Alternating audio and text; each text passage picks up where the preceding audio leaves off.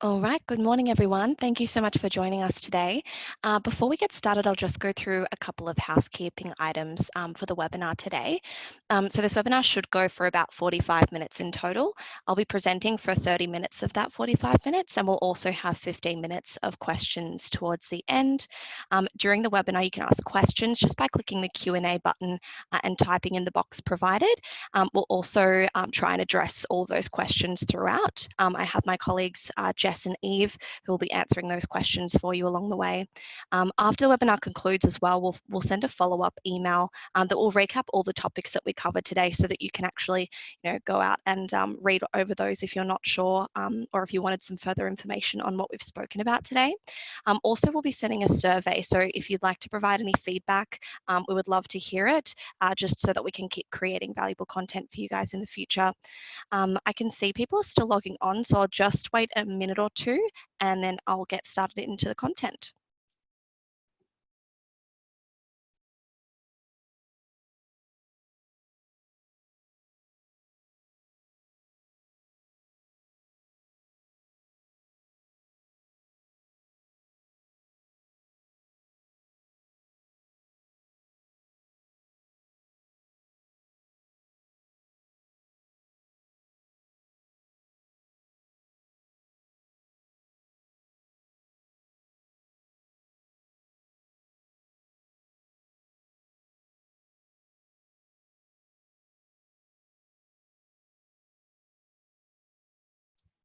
All right, we might get started now. So welcome to this webinar on how to host an online event on Eventbrite. My name's Elodie. I actually have worked at Eventbrite for 3 years now.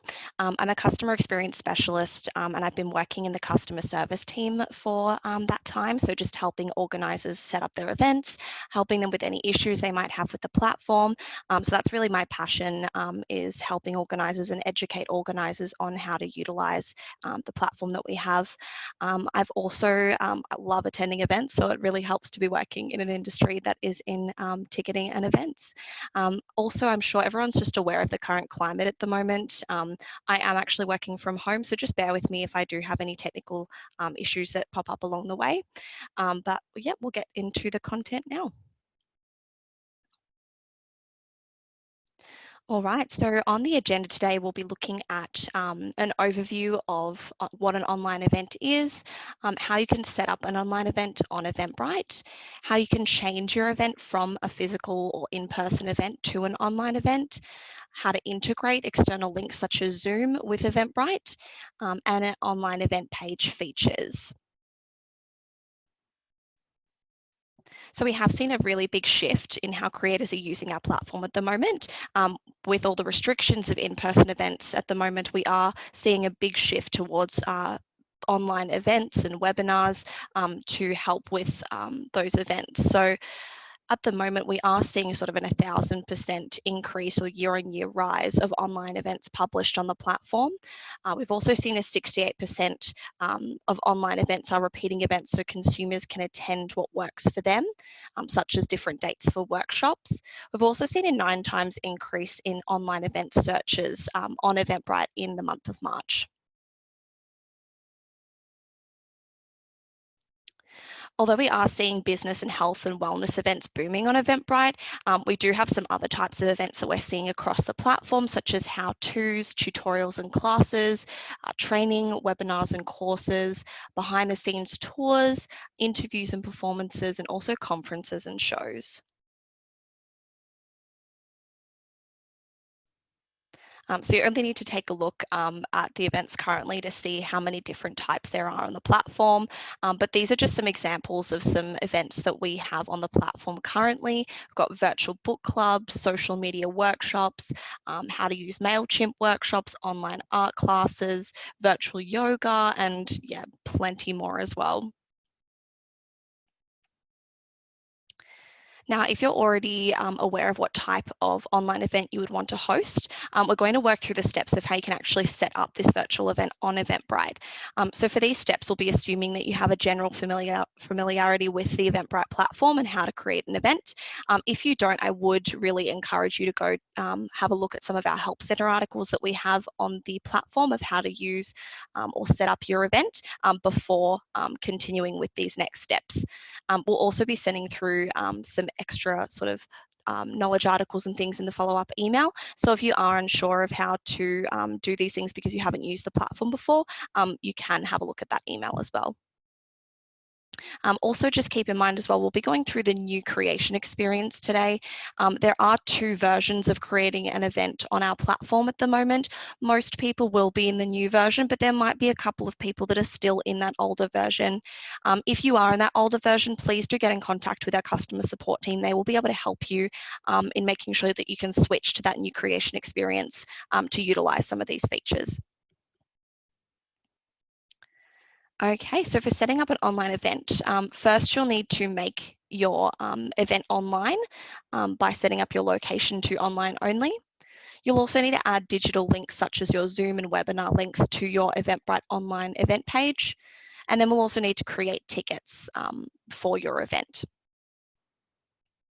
So if we look into these steps a little bit more in detail, the first step is when you're creating your event to ensure that your location is set to online event. This will open up this other tab called online event page. You probably won't see this until you've actually switched your event to online event.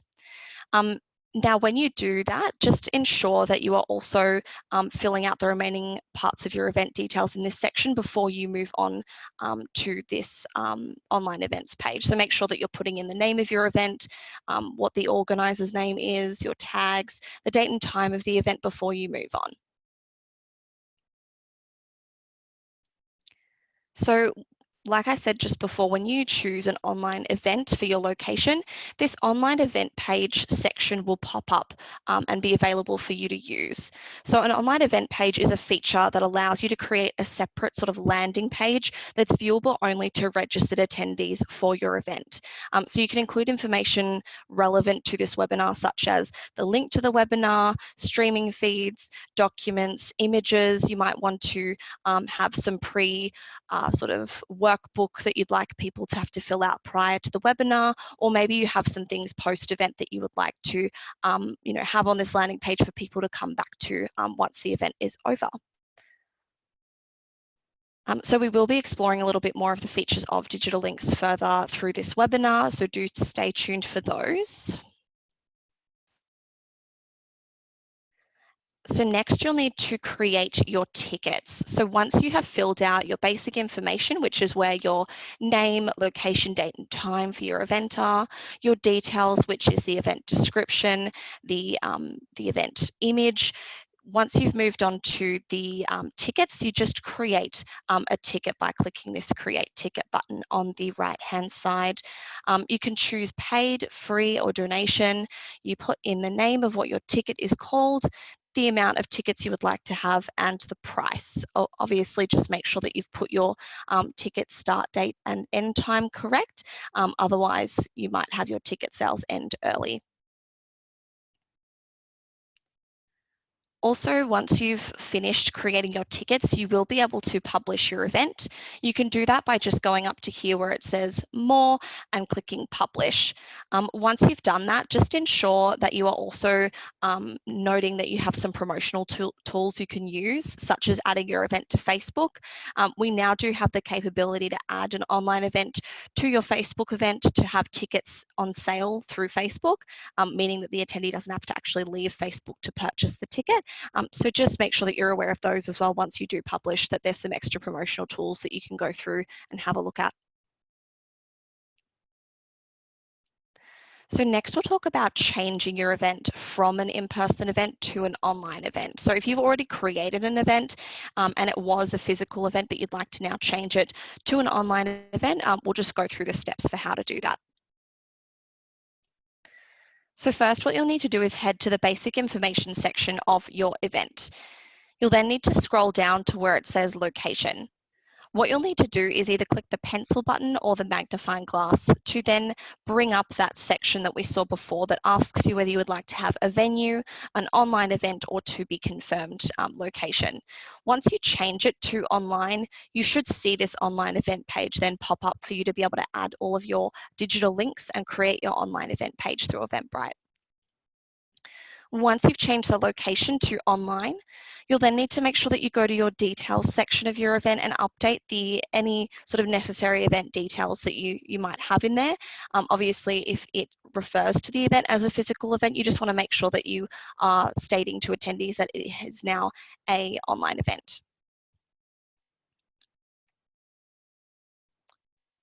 Next, you'll need to add any relevant links into your online event page, like I showed you before, making sure to add your webinar link and also any files that you might have for your attendees to take a look at once they've registered. Then also make sure that you are communicating these changes with your attendees by going to the emails to attendees section within your event. You can find this under Manage Attendees just on the left-hand side in that menu. And once you click in there, it's pretty easy to just create an attendee email. It will just say create attendee email and then it will have this template for you to fill out. Just ensure that you fill out the message here and then it will say send just below that. We also just want to make sure that attendees are aware of the changes because, you know, if they're unsure about whether it's happening or not, they might just assume the event is cancelled if there are restrictions in their area about having physical in-person events. All right, next we're going to move on to the integrations or, you know, integrating external links with Eventbrite, such as Zoom, GoToMeeting, HubSpot, Vimeo, YouTube, and the other ones that we also can integrate with. So for this example, I'm just going to sort of talk about the most popular one that we have at the moment with Eventbrite, and that's Zoom. So these steps are sort of similar to other streaming platforms, I guess. So to connect your Zoom webinar to Eventbrite, there are 4 steps within this process. So first, you'll need to create your webinar in Zoom and confirm your webinar join link. Then you'll need to create your online event in Eventbrite. Once you've created your event, you'll then need to create your online events page, which I've shown you in previous steps, to include your webinar link that you created with Zoom. Once you've done all of those steps, you'll then publish your event and it will be live and ready to go. So if we look at these steps in a little bit more detail, first you'll need to create your webinar in Zoom. Now I won't be able to take you through the entire process of Zoom just because it is a separate platform, but this is sort of what it looks like when you're going through and you're trying to create a webinar. So what you'll need to do is go into Zoom, create your webinar, find your link, and then put it into that Eventbrite event online page.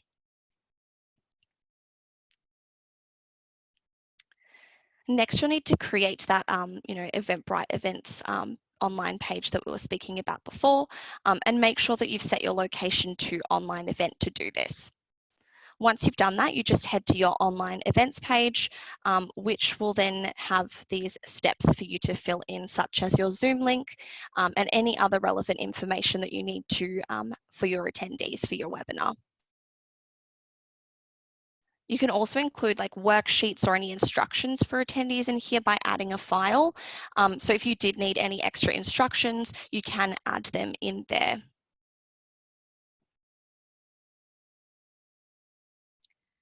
So complete the remaining details for your event, and when you're ready, just hit publish on that event. The event page will be ready for registrations, which is this one on the left here. So this is what the Eventbrite event page looks like to the attendee. They just click register and register for your event that way. What will happen as well is once they have registered, they will gain online access to the online event page here just on the right, which is where they can find any resources about the webinar or about the online event that you've created.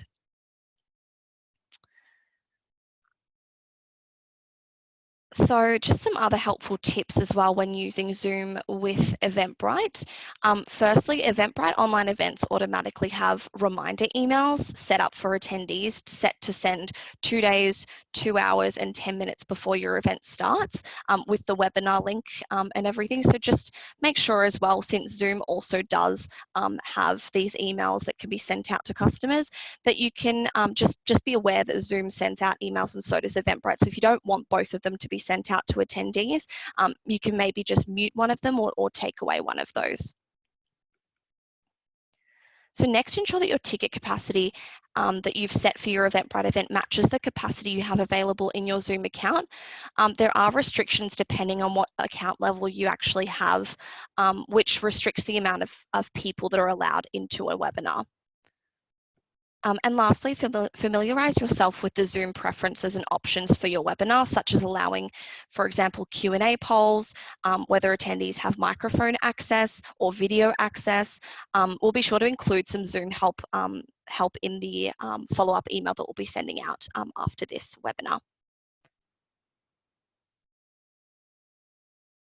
So the last topic that we'll cover today in this webinar are just some features available with an online events page that we've been through. So the online events page is a great landing page for you to be able to house any relevant links or files that you want for your attendees to see for your event.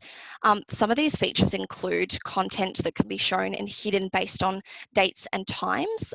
So you can have certain content that comes out on a specific date. You can also have automatic notifications to attendees when content is shown. So, you know, if content is unhidden or if it's available to attendees, they'll receive a notification about that. You can also customize content visible by ticket type. So if you have specific ticket types such as VIP or general admission that have different types of content for those ticket types, you can also restrict access based off that. So when you are adding a content piece to your digital links page, you can click the small cog or gear next to the piece to open up the content settings. So you can set specific show and hide dates and times for this content, and this could be used as well for specific resources post-event or hiding live streaming links until the closest date or a closer date to when your event goes live. Within these settings, you can also select whether you want to show automatically to notify your attendees when the content is shown. This will send a notification, like I said before, just alerting them of these new content that is available on the page. And lastly, just with if you have different ticket types, you can see here you can actually restrict access based off different ticket types. So like I was saying before, if you have a VIP ticket and you wanted to give them extra resources for what they've paid for, you can sort of restrict access so that the VIP tickets only have this specific type of content.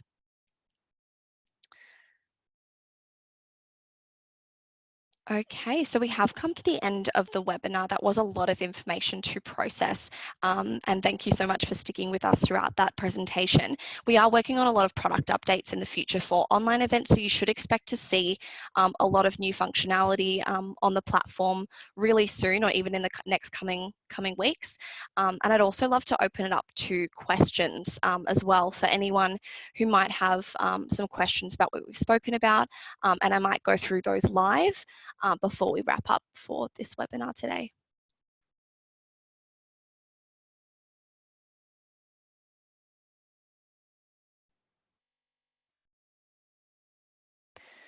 So Lauren asked if that question is gone. Any tips for nerves on the day?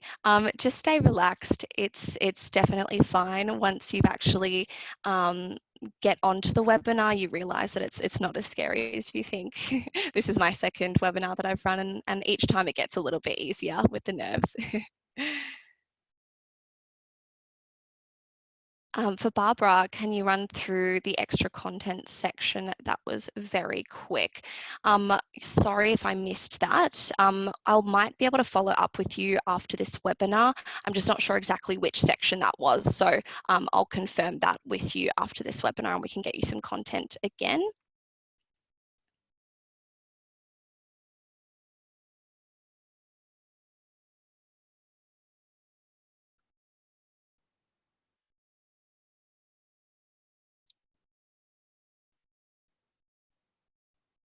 It is compatible with GoToMeeting. So if anyone has any questions about that, it is compatible with GoToMeeting.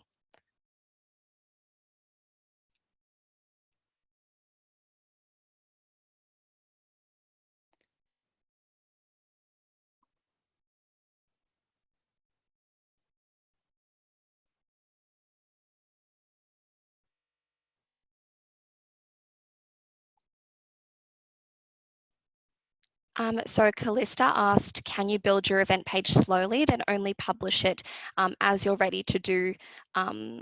Yeah, you can definitely take your time building an event. You can leave it in draft status. So if you wanted to start building an event, leave it there for a couple of days and come back to it. You're absolutely available to do that.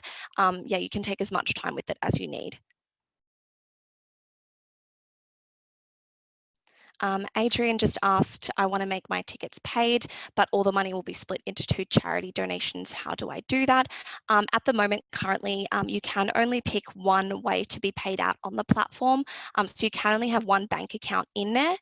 So what you might need to do is just add one bank account that you're paid into and then split out the 2 charities after.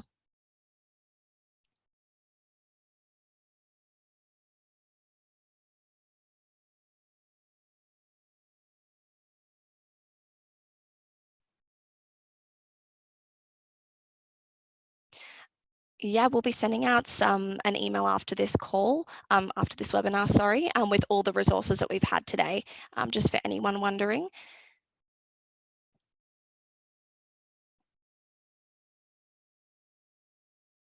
We'll also be sending out a copy of this webinar, so we will be recording what we've spoken about today, so you can watch this back if you did miss anything or if you felt like anything went a bit too quickly today.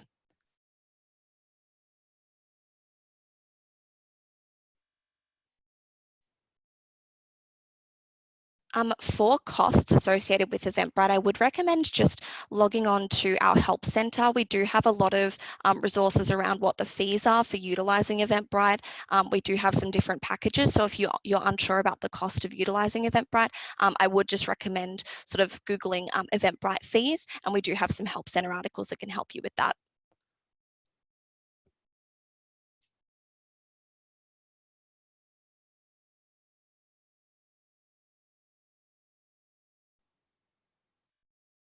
As for the answers from this chat, I will double check as to whether some of these can be sent out. I'm just unsure of that at this stage. I'll have to check.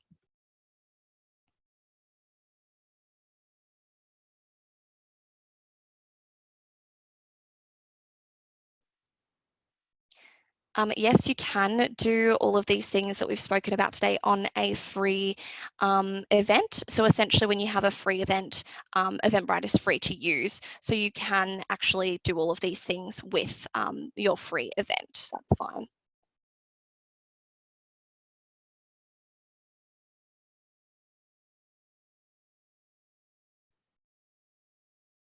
So the donation option for ticket types works. So basically an attendee can put in any amount that they would like to, I guess, pay for the ticket.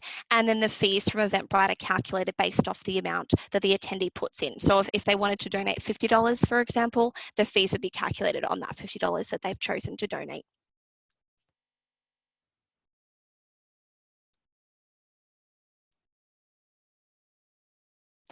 As for Debbie just asked, when you add the event to a calendar on the invite page, does the Zoom link go into the calendar?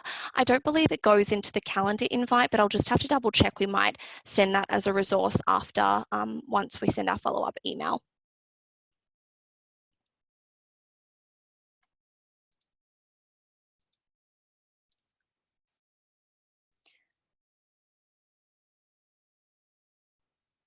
All right, so I'm just checking through all the questions. We've had quite a few come through.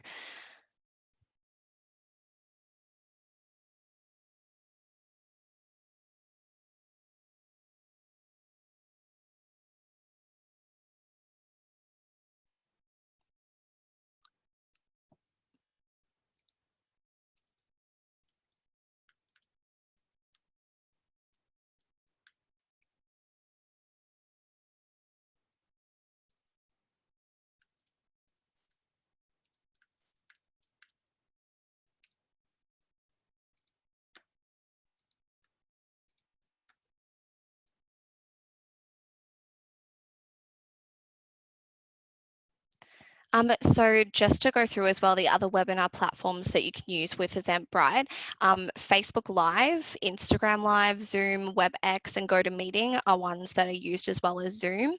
And yeah, so they're probably the main ones that I see used other than Zoom.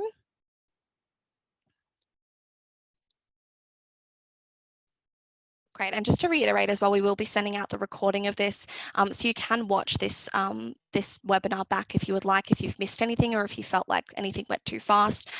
We will be sending out the recording of this in a follow-up email.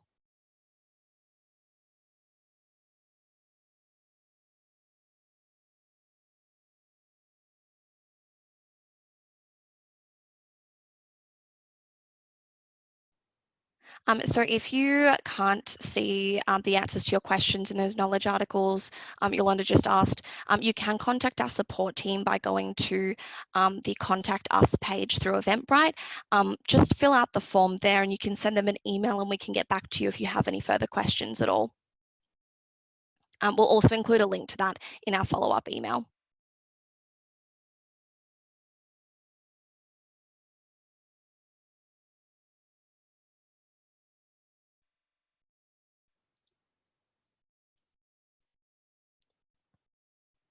For any specific questions about the setup of your event, I would recommend reaching out to our support team, just because they'll be able to help you with a specific scenario, such as like if you've got a couple of days of a workshop, they'll be able to tell you what the best way to set that up is.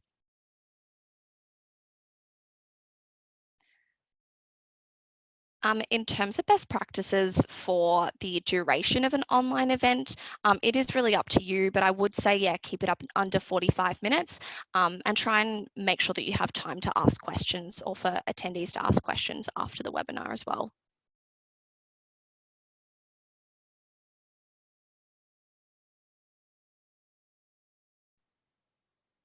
Great. I might wrap it up there today with those questions. I'm sure my colleagues will still be answering some of those questions as well throughout the Q&A box, but I might end the webinar here. Thank you so much for joining me today, and feel free to reach out to our support team if you have any further questions. I would also just reiterate the fact that we will be sending out an email after this webinar, so you can have a look through all the resources there.